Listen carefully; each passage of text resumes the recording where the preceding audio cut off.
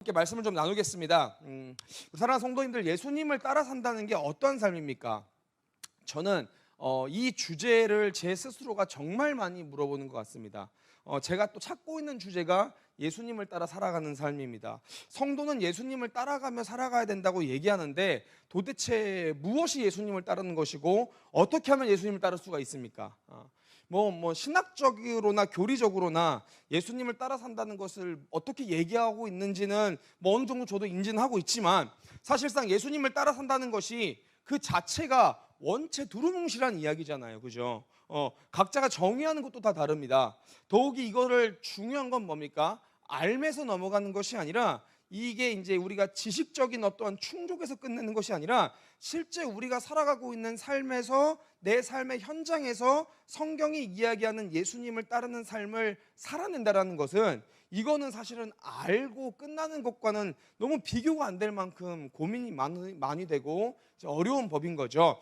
그래서 저는 지금 이 세대와 문화 속에서 성경이 정의하는 예수님을 따라가는 삶, 이게 무엇인지, 또 어떻게 해야 이 삶을 살 수 있으며 이 삶을 살아갈 때 우리에게는 어떠한 삶의 모습이 보이는지, 이런 것들을 우리 성도님들의 삶에서, 각자가 살아가고 있는 삶에서 우리가 충분히 고민하며 살아가야 된다라고 생각을 합니다. 그런 의미에서 우리가 지난 한 주 내내 통독했던 이 사도행전은 예수님을 따르는 제자들 각자가 예수님의 길을 가고 있는 것에 대한 이야기가 담겨져 있습니다.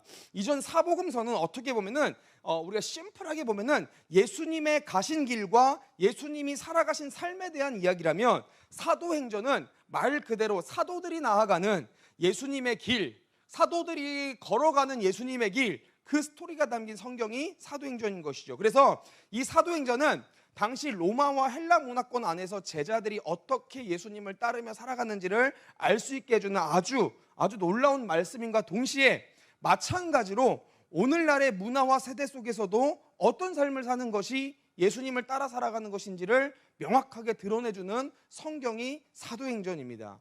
여러분, 무엇이 예수님을 따라가는 삶입니까? 사복음서, 우리가 이전에 봤던 사복음서를 통해서 나타난 예수님의 공생의 삶은 하나님 나라의 복음의 소식을 전하기 위해서 예수님이 곳곳에 돌아다니시면서 구원의 말씀을 전하시는 삶이 예수님의 삶이셨습니다. 더불어 사도행전에서 나타난 제자들도 예수님의 승천과 함께 이제 예수님의 방식과 방법에 따라서 복음을 전하기 위해서 곳곳을 돌아다니면서 살아가게 됩니다. 재미있는 사실은 제자들과 예수님은 같은 목적 아래 나아가셨지만 그 방법이 조금 다르셨다는 거죠.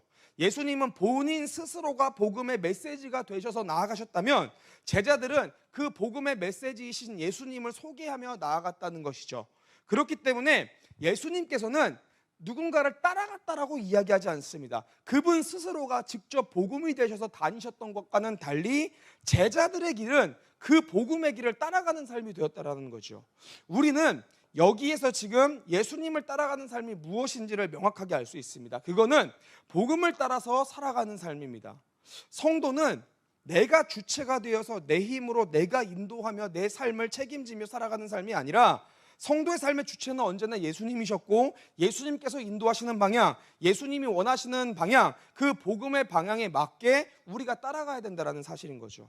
저는 우리 복음을 전하는 교회 모든 성도들이 복음이신 예수님을 따라가는 삶을 살기를 소망합니다. 우리가 지금 예배당 이전이라는 어찌 보면 되게 안정적인 신앙생활의 모습으로 나아가는 듯한 우리에게 이 사도행전의 말씀이 너무 큰 도전이 되어져요. 여러분, 오늘 우리는 무엇을 따라서 살아가고 있고 내 인생과 내 삶은 어떤 것을 살아내고 있습니까? 저는 오늘 말씀을 통해서 복음을 따라 살아가는 사람에 대해서 우리가 함께 쭉 나눠볼 텐데, 오늘 말씀이 우리 사랑하는 복음을 전하는 교회의 우리 지체들의 인생이 좀 되어지기를 간절히 소망합니다. 그럼 함께 우리 말씀을 좀 나눠보겠습니다. 복음을 따라 살아가는 사람은 어떠한 삶을 살게 됩니까? 첫째는 기도함으로 인도를 받는 삶을 살게 된다는 거죠. 기도함으로 인도받는 삶을 살게 된다. 오늘 본문 16절에서 18절 말씀을 함께 읽어보겠습니다. 오늘 본문 16절에서 18절 말씀을 우리 다 같이 한번 읽어볼까요? 읽습니다. 시작. 우리가 기도하는 곳에 가다가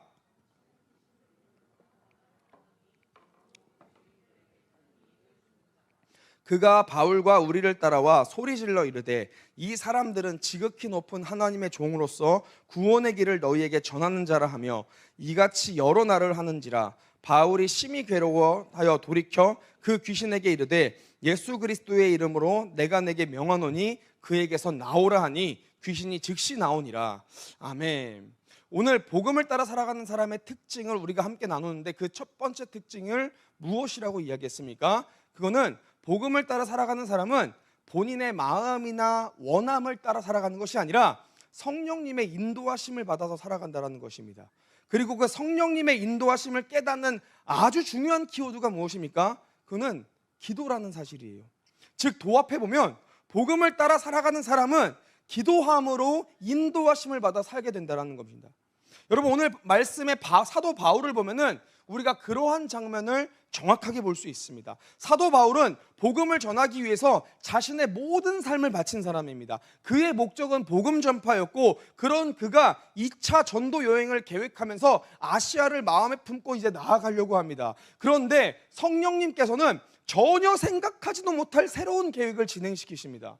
바울은 1차 전도여행을 통해서 아시아에 세워놨던 그 소아시아 교회들을 방문해서 그들을 안정화시키고 그들에게 복음화를 더욱더 이렇게 주입하면서 그들이 안정된다면 점차 복음이 유럽에까지 복음을 전할 수 있는 기회들을 이렇게 얻으려고 이제 사도 바울은 아시아로 갈 생각을 하고 있었는데 성령께서는 그러한 바울의 계획을 완전히 막으셨다는 거예요. 사도행전 16장 6절에서 10절 말씀이죠. 이 전 말씀입니다. 성령이 아시아에서 말씀을 전하지 못하게 하시거늘 그들이 부르기아와 갈라디아 땅으로 다녀가 무시아 앞에 이르러 비두니아로 가고자 애쓰되 예수의 영이 허락하지 아니하시는지라. 무시아를 지나 드로아로 내려갔는데 밤에 환상이 바울에게 보이니 마게도냐 사람 하나가 서서 그에게 청하여 이르되 마게도냐로 건너와서 우리를 도우라 하거늘 바울이 그 환상을 보았을 때 우리가 곧 마게도냐로 떠나기를 힘쓰니 이는 하나님이 저 사람들에게 복음을 전하라고 우리를 부르신 줄로 인정함이로라. 성령님께서 갑자기 바울의 행로를 바꾸십니다.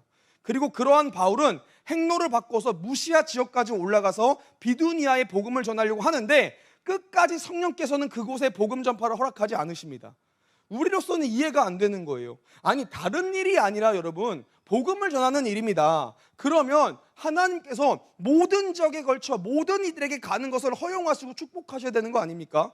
근데 여기서 아주 중요한 것이 나오는 거예요. 여러분 하나님의 거절하심에 하나님의 계획을 바꾸심에 무엇이 등장합니까? 여기에 인도하심을 받는 이라는 것에 대한 증거가 나옵니다. 여러분 우리가 복음을 따라가는 삶을 살고 있는 것인가 복음을 앞장서서 끌고 가려는 사람인가 그것의 차이가 여기에 나타나게 된다는 거예요. 아무리 복음을 전한다는 중요한 가치라도요 그것을 이루는 바울이 아무리 위대한 사람이라고 할지라도 그 방법이 성령님의 인도하심을 받는 방법이 아니라면 그것은 복음을 따라가는 인생이 될 수 없습니다. 여기에 바울의 위대함이 지금 나타나고 있습니다. 계획이 틀어지고 무산되었습니다. 그런데 바울은 하나님을 원망하거나 하나님께 땡깡을 부리거나 하나님께 질질 끌려가는 그렇게 나아가는 것이 아니라 오늘 10절 말씀 바울이 그 환상을 보았을 때 우리가 곧 마게도냐로 떠나기를 힘쓰니 이는 하나님이 저 사람들에게 복음을 전하라고 우리를 부르신 줄로 인정함이로라. 사도 바울이 계획이 다 틀어지고 무산됐는데 하나님의 뜻인 줄을 인정함이로라. 인정함으로 사도 바울이 나아가게 된다는 거예요. 이는 바울이라는 사람이 분명하게 성령님에 앞서서 행한 사람이 아니라 성령님을 따라서 나아갔던 자라는 사실을 이야기해주고 있다는 거죠. 여러분 오늘 성령님을 따라가는 자는요 계획의 틀어짐과 무산됨을 원망하지 않습니다. 성령님의 인도하심을 받는 자는 복음을 따라가는 인생 가운데 나타나는 보이지 않는 길과 안개 같은 그 삶을 두려워하지 않습니다. 왜? 성령님께서 내 삶을 이끌고 계시기 때문에. 여러분 계속해서 말씀을 보겠습니다. 그러한 바울은 성령님의 인도하심을 따라서 드로아에서 배로 떠나서 사모드락의 섬을 지나서 네아폴리에 도착한 후에 빌립보에 드디어 이르게 됩니다. 그리고 빌립보에 도착한 사도 바울은 다른 어떠한 것보다도 먼저 무엇을 합니까? 기도의 자리를 찾아 나아갑니다. 사도행전 16장 11절에서 15절 말씀, 이전 말씀. 우리가 드로아에서 배로 떠나 사모드라게로 직행하여 이튿날 네아폴리로 가고 거기서 빌립보에 이르니 이는 마게도냐 지방의 첫 성이요 또 로마의 식민지라. 이 성에서 수일을 유하다가 안식일에 우리가 기도할 곳이 있을까 하여 문 밖 강가에 나가 거기 앉아서 모인 여자들에게 말하는데, 두아디라시아에 있는 자색옷감 장사로서 하나님을 섬기는 루디아라는 한 여자가 말을 듣고 있을 때 주께서 그 마음을 열어 바울의 말을 따르게 하신지라. 그와 그 집이 다 세례를 받고 우리에게 청하여 이르되 만일 나를 주 믿는 자로 알거든 내 집에 들어와 유하라 하고 강권하여 머물게 하니라. 기도할 곳을 찾아서 나아가는 바울이 성령님의 이끄심을 받아서 루디아라는 한 여자를 만나게 됩니다. 그리고 성령님께서는 기다리셨다는 듯이 루디아에게 복음을 듣게 하시고 그의 온 가족이 구원을 얻는 놀라운 일이 일어나게 됩니다. 그리고 그 이후에 어떻게 되어지죠? 이후에 이 루디아가 자신의 집을 예배처로 제공하면서 그곳은 이제 유럽과 아시아 선교의 가장 큰 허브 역할을 했던 빌립보 교회의 전신이 되어지게 됩니다. 여러분, 무엇을 의미합니까? 계획이 틀어진 게 아닙니다. 성령의 인도하심에 따라 나아갔더니 내가 하나님의 계획에 맞춰지게 되는 놀라운 일들이 일어나게 됐다는 거예요. 그리고 그 성령님의 인도하심을 우리가 어떻게 깨달을 수 있습니까? 그것은 기도하는 것에 있다라는 겁니다. 기도하는 것 외에는 성령님의 인도하심을 깨달을 길이 없습니다. 바울은 곳곳마다 기도하러 나아갔고 기도하러 하는 길에 복음을 전하게 됐고 기도하러 가는 길에 어떠한 하나님의 일들을 만나게 됩니다. 그렇기 때문에 우리 사랑하는 복음을 전하는 교회 지체들이 이제는 정말 함께 기도할 때입니다. 1인 1의자 운동 중요합니다. 여러분, 재정적으로 우리가 동반되지 않으면요 교회가 건축될 수 없습니다. 그런데 그거보다 더 중요한 거는 여러분 같이 모여서 기도하시는 겁니다. 여러분, 기도가 너무 중요합니다. 모여서 기도하고 기도하는 자리를 사모하고 교회의 기도 모임에 참석하고 기도하면서 우리가 우리들의 삶을 인도받고 기도하는 자리에 나와서 함께 우리가 그곳에서 하나님의 말씀을 듣고 성령님의 인도하심을 받아야 됩니다. 여러분, 기도하러 가다가 만난 루디아 집사예요.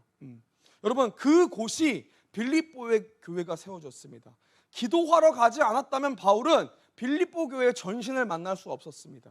여러분, 우리는 오늘 어떻습니까? 오늘 본문도 마찬가지입니다. 사도 바울은 기도하러 가다가 또 다른 여인을 하나 만납니다. 그는 점치는 귀신 들린 여종이었습니다. 16절 말씀이죠. 16절 말씀. 우리가 기도하는 곳에 가다가 점치는 귀신 들린 여종 하나를 만나니 점으로 그 주인들에게 큰 이익을 주는지라. 기도를 하는 곳에 가다가 바울은 점치는 귀신 들린 여종을 만났습니다. 근데 이 여종의 상태가 어떻습니까? 아주 비참한 상태예요. 악한 영으로부터 나오는 힘으로 그 자체만으로도 너무 괴롭게 점을 치고 있는데, 근데 문제가 뭡니까? 그 수익은 본인이 갖지 못해요. 전부 다 주인이 다 가지고 가는 거예요. 여러분, 이거 비참함입니다. 세상 권세 앞에서 비참하게 수치스러움은 본인 다 겪으면서도 그렇게 괴롭게 노력하고 발버둥 치는데 본인이 그 어떠한 대가도 받지 못하는 상태인 여종, 그 여종을 바울은 기도하는 자리로 나아갈 때 발견하게 됩니다.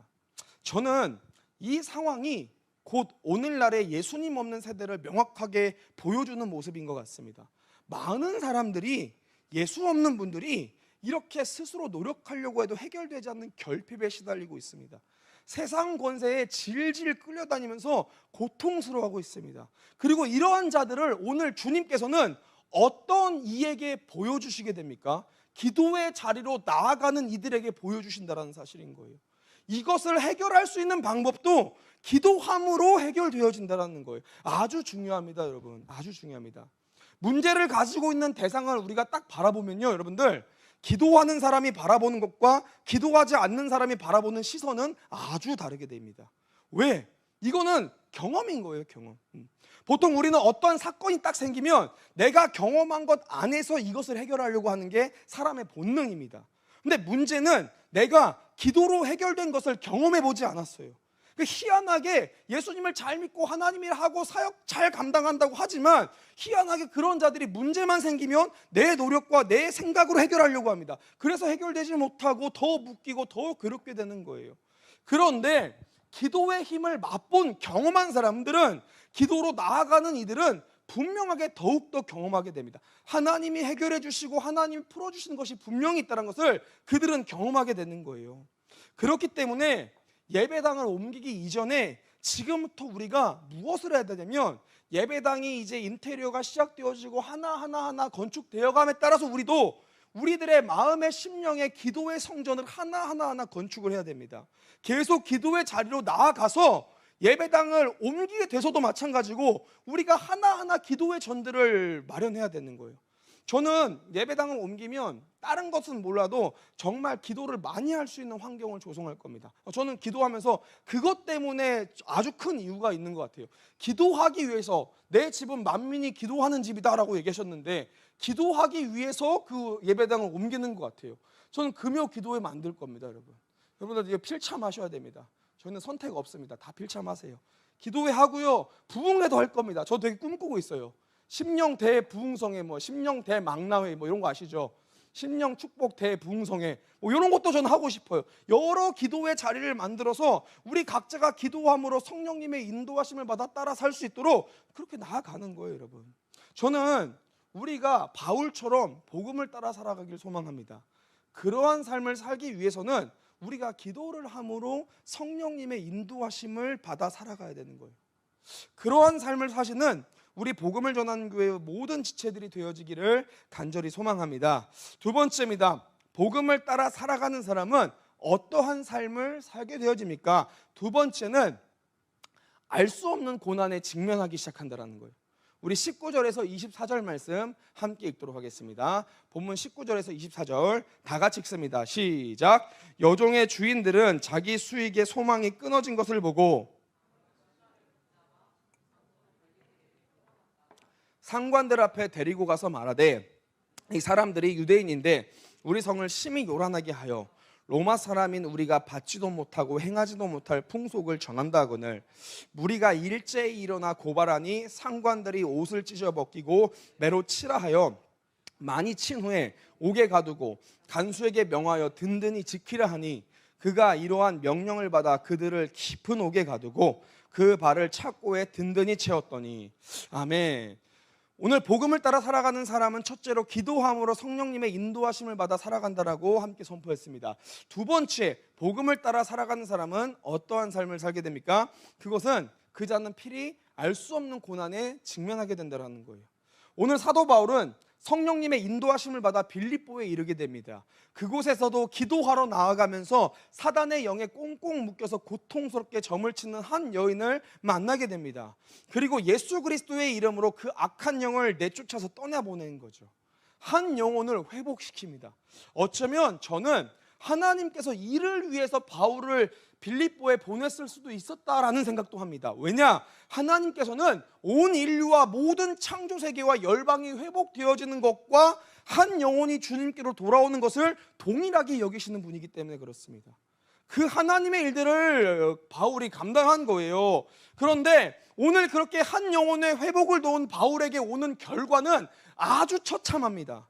19절 24절 여종의 주인들은 자기의 수익의 소망이 끊어진 것을 보고 바울과 실라를 붙잡아 장터로 관리들에게 끌어갔다가 상관들 앞에 데리고 가서 말하되, 이 사람들이 유대인인데 우리 성을 심히 요란하게 하여 로마 사람인 우리가 받지도 못하고 행하지도 못할 풍속을 전한다 하거늘 무리가 일제히 일어나 고발하니 상관들이 옷을 찢어 벗기고 매로 치라 하여 많이 친 후에 옥에 가두고 간수에게 명하여 든든히 지키라 하니 그가 이러한 명령을 받아 그들을 깊은 옥에 가두고 그 발을 착고에 든든히 채웠더니.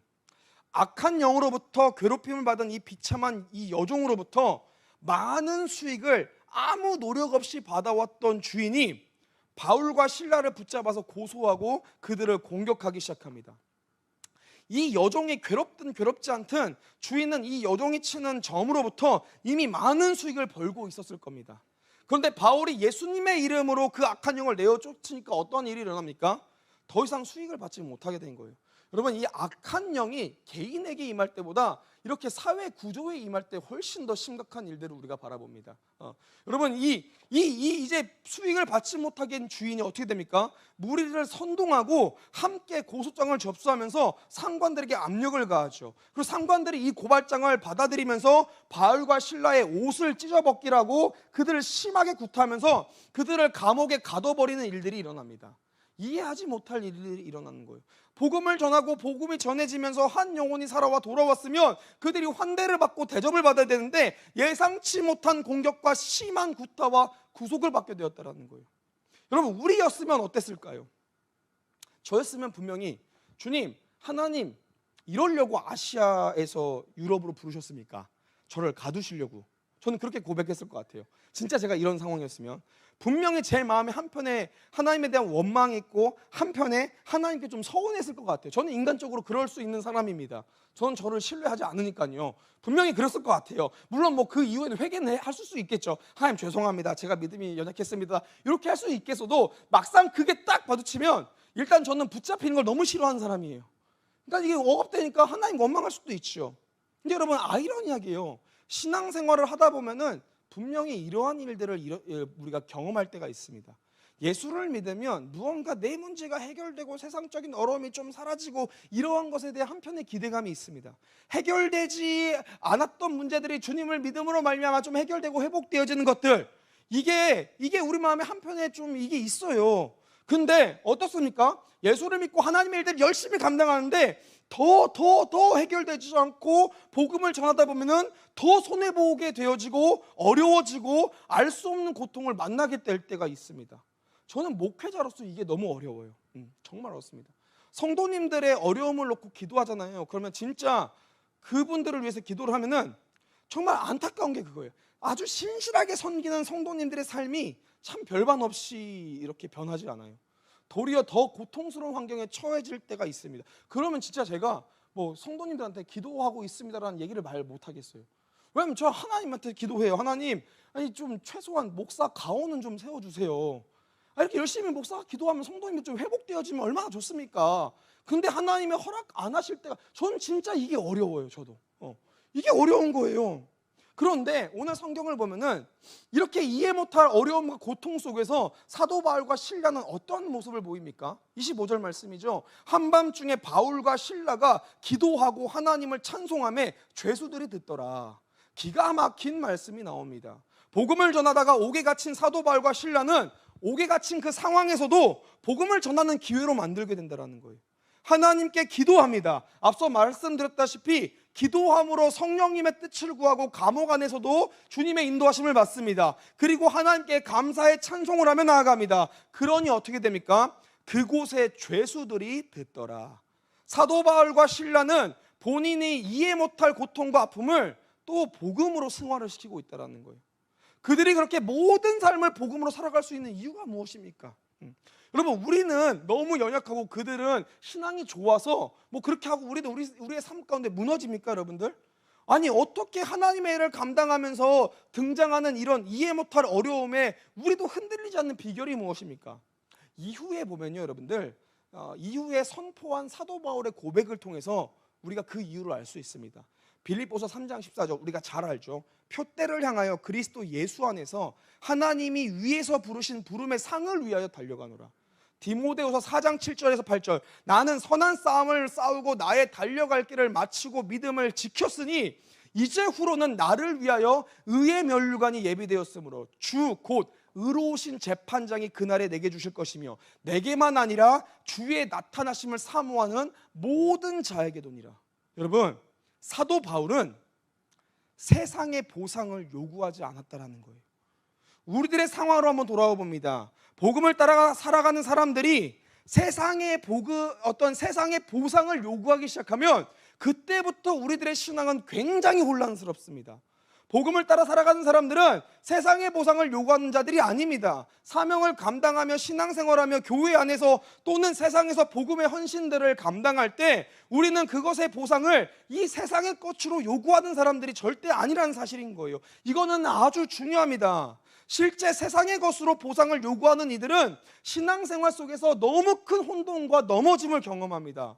그래서 교회 일들을 열심히 감당해요. 사명을 열심히 감당해요. 신앙생활을 열심히 합니다. 근데 여기에서 무엇이 들어옵니까? 우리가 경계해야 될 것이 이 세상에서 보상을 주신다라는 그 마음인 거예요. 내가 열심히 하니까 목사님이 좀 알아봐 주시면 좋겠어. 내가 열심히 하니까 하나님이 내 삶을 좀 풀어주시면 좋겠어. 내가 최선을 다하니까 주님께서 나를 좀 회복시키시고 내 문제를 좀 회복시키시면 좋겠어. 여러분, 이러한 논지로 가는 것, 이게 우리를 넘어지게 하는 아주 중요한 시작점입니다. 이 땅에서 보상받음을 요구하기 시작하면요, 하나님의 뜻이 보여지는 것이 아니라 내 기준에 하나님을 자꾸 맞추게 됩니다. 근데 하나님은 하나님의 뜻이 분명히 있으십니다. 그 뜻 가운데 하나님이 진행하실 때 우리가 그 하나님의 뜻을 쫓지 못하니까 하나님의 원망이 나오게 됩니다. 그렇게 열심을 다했는데, 그렇게 최선을 다했는데 세상에서 누군가의 인정받지 못하고요, 내 상황이 해결되지 못한다고 생각되어지고요, 내 문제가 풀어지지 못한다고 생각하면 바로 꼬꾸라지고 넘어지게 되는 거죠. 우리 사랑하는 성도님들, 복음을 따라 살아가는 사람들의 보상은 하늘에 있습니다. 사도 바울은 그것을 너무 명확하게 알았습니다. 우리 사랑하는 복음을 전하는 교회의 모든 지체들이 저는 복음을 따라가는 삶을 사시길 소망합니다. 그러한 인생은 결코 한시적인 세상의 풍족과 부요와 이 한시적인 잘됨을 바라보지 않습니다. 영원한 그 상급과 영원한 나라의 것을 위해서 나아갑니다, 여러분. 저는 그렇게 고백합니다. 저부터도 고백합니다. 이 땅에서 좀 힘들어도 좋습니다, 여러분들. 저는 그래요. 제 삶이 이 땅에서 좀 어려워도 좋습니다. 여러분, 뭐 좋은 것도요, 많이 좋은 걸 경험해 본 분들이 이게 막 돈이 많으면요, 어느 순간 돈이 많은 게 의미가 없대요. 저는 그걸 경험해 보지는 못했어요. 그런데 저도 제 삶에서 하도 많은 문제들을 경험하다 보니까 이제 문제들도 어느 정도 많아도 그게 큰 의미가 없더라고요. 조금 많으나 많게 많으나 큰 의미가 없습니다. 그냥 복음 전한다고 좀 고통이 있어도 좋습니다. 그냥 하늘 상급 바라보면서 그 후에 우리에게 주실 하나님 나라의 보상을 위해서 우리가 나아가면서 사명 감당과 신앙생활 속에서 등장하는 알 수 없는 고난을 우리가 넉넉히 이겨내시기를 간절히 소망합니다. 아멘. 마지막입니다. 복음을 따라 살아가는 사람은 어떠한 삶을 살게 됩니까? 복음을 따라 살아가는 사람은요, 알 수 없는 고난에는 처해질 수 있지만 절대로 묶이지 않고 매이지 않습니다. 오늘 본문 25절에서 34절 말씀 함께 읽습니다. 여러분들 같이 한번 읽어주세요. 25절에서 34절 말씀 함께 읽습니다. 한밤중에 바울과 실라가 기도하고 하나님을 찬송하며 죄수들이 듣더라. 이에 갑자기 큰 지진이 나서 옥터가 움직이고 문이 곧 다 열리며 모든 사람의 매인 것이 다 벗어진지라. 간수가 자다가 깨어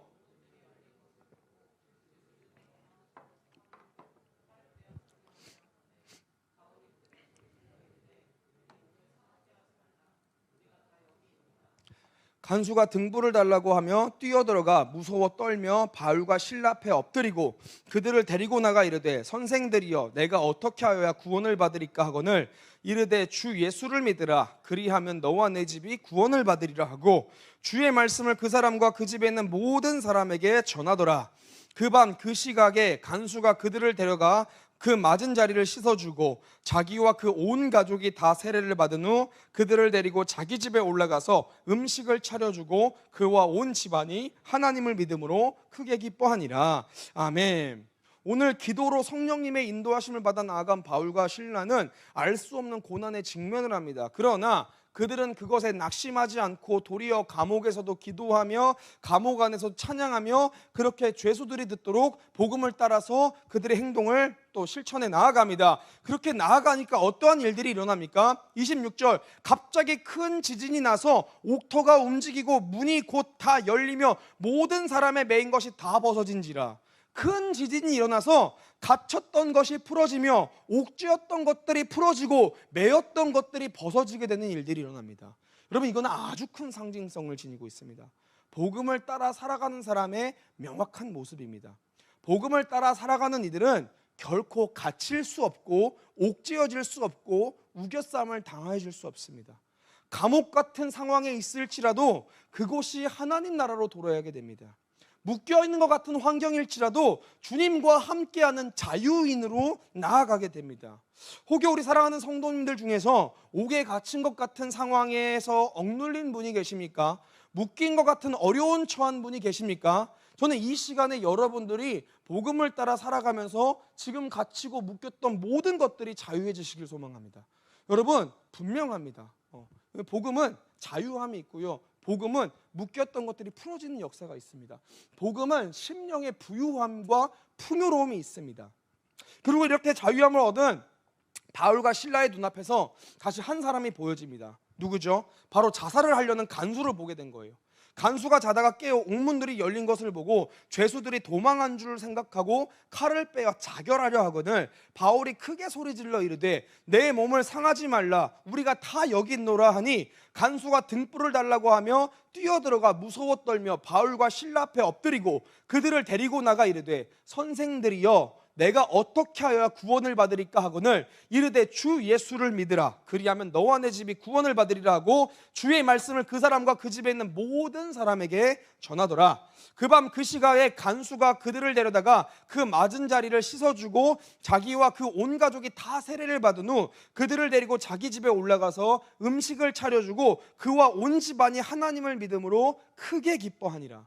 간수의 입장을 우리가 돌이켜보면 충분히 이해가 갑니다. 그는 그의 책임을 감당하지 못한 사람입니다.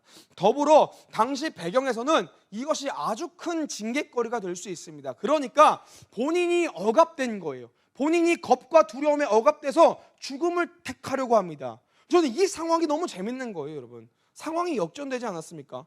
갇힌 자들은 자유케 되고요, 가둔 자들은 도리어 본인 스스로가 공포와 두려움에 억압을 받고 있습니다. 여러분 이거는 세상을 따르는 이들과 복음을 따라 살아가는 이들의 결과를 이야기하고 있는 듯합니다. 여러분 결국 세상을 따르는 이들은요 자유를 누리는 것이 아니라 여러분 억압을 느끼게 됩니다. 복음을 따라가는 이들은요 억압된 환경을 만난다 할지라도 자유를 누릴 수 있게 됩니다. 여러분 오늘 어쨌든 사도 바울은 이제 이 상황에서 그치지 않고 간수에게도 복음을 전하기 시작합니다. 그들을 데리고 나가 이르되 선생님들이여 내가 어떻게 하여야 구원을 받으리까 하거늘 31절이죠. 이르되 주 예수를 믿으라 그리하면 너와 내 집이 구원을 받으리라 하고 주의 말씀을 그 사람과 그 집에 있는 모든 사람에게 전하더라. 바울의 갇혀있음을 통해서 오늘 아이러니하게도요 하나님은 간수와 간수의 가족들을 만나게 하십니다. 그리고 그들이 구원을 받게 하십니다. 그리고 하나님의 말씀이 그 사람과 그 집에 있는 모든 이들에게 전해지게 됩니다. 여러분 이건 완벽하신 하나님의 계획이 되어버렸습니다. 묶인 것 같으나 묶이지 아니하는, 매인 것 같으나 매이지 아니하는. 여러분 우리는 묶일 수 있습니다. 그러나 복음은 절대 묶이지 않습니다. 우리는 매일 수 있습니다. 그러나 복음은 절대 매이지 않습니다. 그러므로 복음을 따라 살아가니 묶이거나 매이지 않는, 도리어 매인 자들이나 묶인 자들이 풀어지는 그러한 일들이 오늘 복음을 따라 살아가는 사람들의 모형인 것입니다. 여러분들 마음 가운데 무엇에 묶여 계십니까? 여러분들 무엇이 여러분들 매여 계십니까? 여러분 복음을 따라 살아가시기를 소망합니다. 그러면 여러분 우리의 삶은 묶이거나 매이지 않습니다. 그 어떠한 것도 우리를 묶거나 매이거나 종삼을 수 없습니다. 저는 우리 사랑하는 지체들 모두가 그렇게 묶이거나 매이지 않고 예수 그리스도를 따라가는 삶이 되기를 간절히 소망합니다. 말씀을 좀 맺도록 하겠습니다. 고린도후서 4장 7절에서 10절 말씀이죠. 고린도후서 4장 10절에서 7절 말씀입니다. 우리가 이 보배를 질그릇에 가졌으니 이는 심히 큰 능력은 하나님께 있고 우리에게 있지 아니함을 알게 하려 함이라. 우리가 사방으로 우겨쌈을 당하여도 쌓이지 아니하며 답답한 일을 당하여도 낙심하지 아니하며 박해를 받아도 버림받지 아니하며 거꾸러뜨림을 당하여도 망하지 아니하고 우리가 항상 예수의 죽음을 몸에 짊어짐은 예수의 생명이 또한 우리 몸에 나타나게 하려 함이라.